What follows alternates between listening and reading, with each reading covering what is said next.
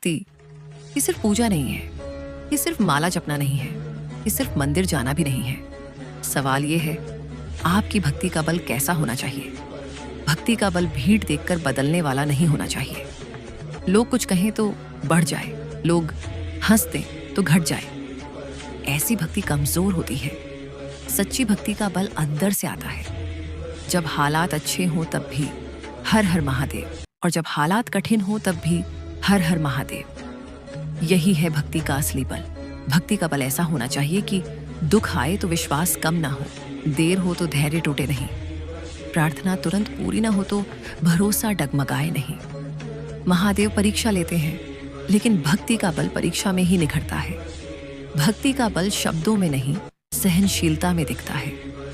जब कोई आपका अपमान करे और आप बदले की जगह शिव को याद करें, वो भक्ति का बल है।